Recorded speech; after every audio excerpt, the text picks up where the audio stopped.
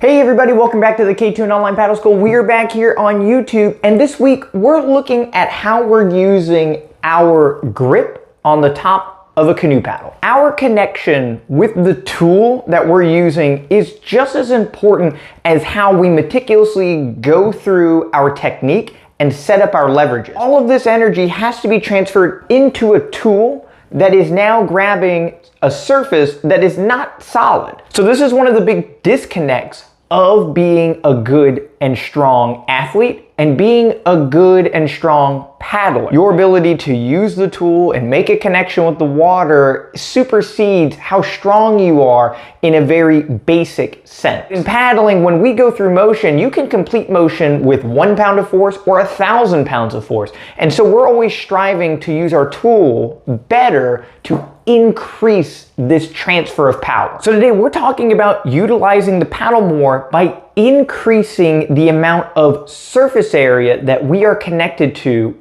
on the paddle. Using another gym analogy, if you were to go to a 100-pound dumbbell and use one finger to try and lift it, it would be incredibly hard. One of the reasons that it is increasingly difficult is we lack surface area with our hand as a connector to this weight. If you want to have a chance at lifting the 100-pound dumbbell, you probably need to use and maximize all the surface area of your hand. And so when we're using a paddle, we're looking for the same thing. We want to transfer as much force onto the paddle grip as we can. So we want to try to maximize the amount of surface area that we are in contact with the paddle. It's a huge pet peeve of mine is when I watch paddlers go through motion and they don't have good connection with their paddle. So paddlers will hold the paddle like this, and then their bottom hand is going to hold the paddle with an open hand, and they'll go through the stroke like so.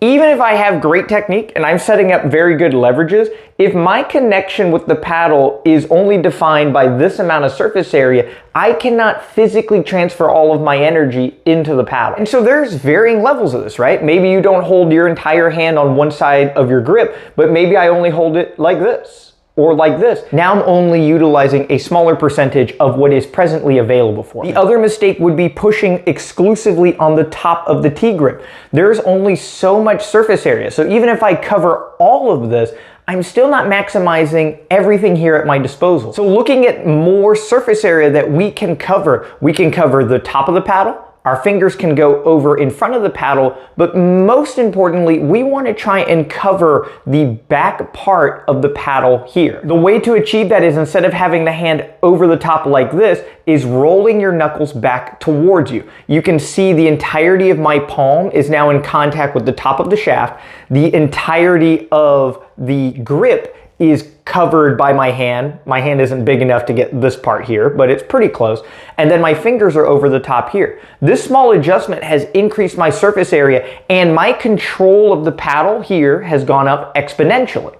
If I were to hold the paddle as I did in the beginning, trying to get this thing to move around is very difficult because my connection with it is highly limited. And if I only have my pressure on the top of the paddle, my control of the paddle is non-existent. So the technique that I personally use, as I demonstrated here when I hold my hand on the grip, this part here is still exposed. And the way that I can beat that is by turning my index finger slightly to the side. So as I have my hand in this direction, I can't cover this part of the paddle. But if I turn my hand to the side here, I can increase and maximize all of that force. So as I go through there, you cannot see any part of the handle anymore. The other benefit to turning my hand is it raises my elbow up a little bit. By having the position of your hand rolled back, many paddlers don't like taking strokes with their elbows super low, right? We want the elbow up a little bit to help with our body's leverages. So if I turn my hand, you can see my elbow moves with it.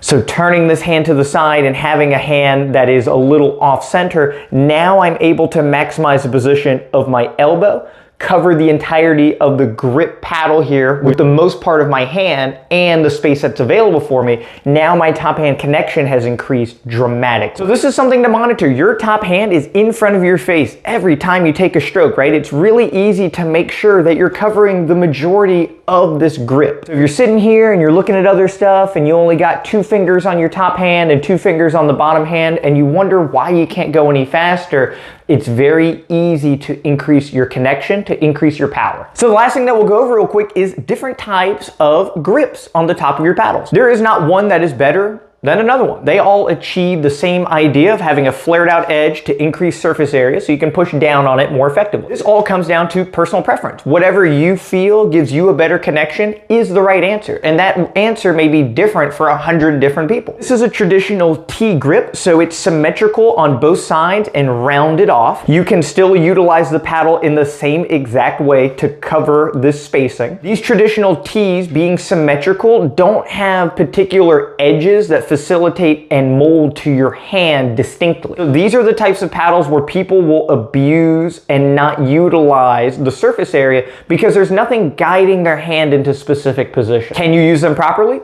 Absolutely, but it's very learned, and using this intuitively will bring paddlers into a position like this more often than not. The paddle I'm demonstrating with is a hybrid T-grip on the Viper paddle. The grip is not symmetrical, it's flat on one side and it's rounded on this edge here, right? And it facilitates fitting into your palm more than having this edge on your hand. This flat surface on the top that extends out for your hand to get over the top, but primarily it allows and facilitates for your knuckles to roll back, and this edge fits very nicely in the top part of my palm here. Again, this is a little bit more intuitive to try and engage this additional surface area. And the last version I have here is a true palm grip, so it flares out tremendously to fit in the inside of the palm here. The top still gives you this T shape for your hand to go over, but it's flared out in a more rounded way. So your hand is almost more open as you're taking these strokes. One of the biggest benefits of a palm grip is taking more than forward strokes, right? So your hand can now move around because this is so rounded,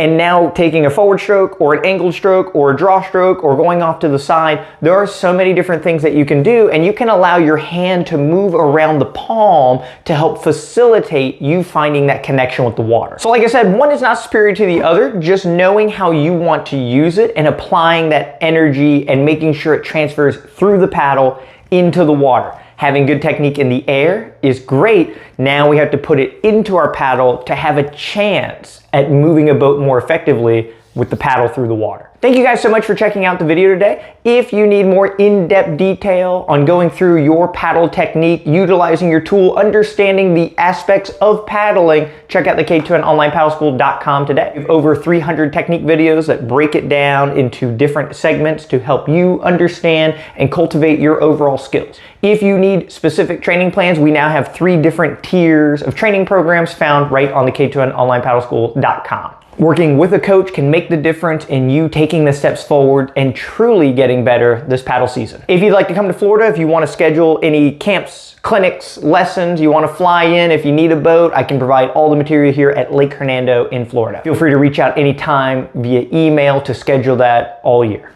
Big shout out to our YouTube members, and their names are going to appear here. Don't forget to subscribe if you haven't. We have these weekly paddle tip videos as well as our ongoing K2N blog series. Thank you all so much, and we'll see you next week for our next paddle tip video.